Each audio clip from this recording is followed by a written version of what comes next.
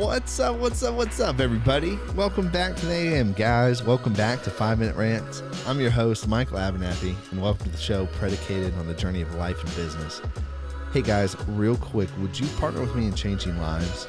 If you know somebody whose life would be bettered by listening to the show, if they're trying to start a business or if they're trying to better their career, would you partner with me and share it with them? I appreciate it. Well, last time I talked about survivorship bias and how having the right information is normally half the problem of trying to solve the problem. And I really want to talk about having the right information. So it is very important to have right information when you're making decisions. And I've talked about this before, and I'm just going to rehash a little bit to get us on the same page. It is so important to have the right information because if you have the wrong information, you're guaranteed to make a wrong decision. If you have the right information, it doesn't guarantee that you're going to make a right decision.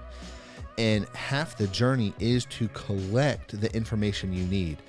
And oftentimes, you don't know what information you need because you actually don't know your objective. If you can understand the objective of what you're trying to build and accomplish, and then begin breaking that objective down into medium-sized pieces, so going from a large objective to medium-sized pieces, you are then going to be able to determine the information you need. And this is where a lot of people believe that expertise is so important. And I'm not against expertise. I'm not against skill sets. But what I am a big fan of and what I really believe deeply in is processing and logic and critical thinking. So if you can critically think, if you can apply logic, and if you have sound processing, you can work out most of your problems for what you need. And then you can either partner with people who have the skill sets or go get that skill set yourself.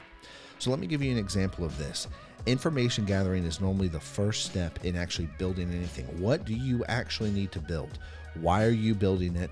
What are the pieces needed? All of that is information. I need information to tell me the pieces I need to build. So if I'm going to start let's just say if I'm going to build a barn in my backyard, I need to start with my purpose. What is the barn going to be used for? And then I need to begin documenting that purpose. And then after I have all the needs and after I have all the things that the barn is going to be used for, from there, I am then going to begin breaking that down into smaller pieces. Okay, what is the barn actually going to be made out of? Why is it going to be made out of? How are we going to architect the barn? And I begin asking other questions. And the point of all of this is to simply do this with the project. I have clear, concise information that I can then communicate to partners or then can utilize myself to complete the project. And this is oftentimes where the breakdown happens in the company. Breakdown really happens where you have somebody who can communicate high level vision, and then you have somebody who is very technical, and then they can't meet in the middle to actually translate the vision for technical. They can't take anything. And so if you have the correct information, if you have the things that you need, all of the facts, all of the purposes, and all of this information pre-discovered for whatever you're going to build, you are actually going to then be able to translate that into work. And the translation process is oftentimes what is hard. I'm saying this because it's so important as you're building a business. You need information and you need to understand why you're building things. Oftentimes when we start a company or when we start a new aspect of a company, we're not thinking about the customer. We don't think about what the customer wants and needs.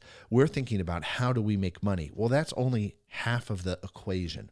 And that's only half of the information you need to gather. And then the other half is, what does a customer actually want? What do they find valuable? Why would they pay for this? What really matters to them? I brought up in the last episode the maintenance example of the maintenance guy coming to repair and work on my house, and he did a thing with the fridge. And what I said what I cared about the fridge door being open for a long period of time and my food going bad. I cared about the cleanliness of the house. I cared about whether he was going to be clean or not and cleaned up after himself.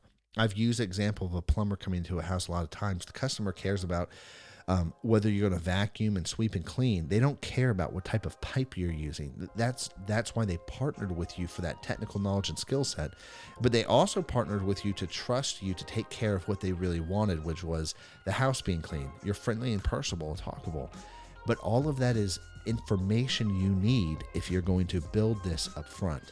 And so information is one of the most vital aspects. Some people call it data. In marketing, you call it data. It's really just information in terms of decision-making, building, creation, and serving. just information about what really matters is so important across the board. Anyways, guys, I'm out of time, so I'll catch you later. Peace.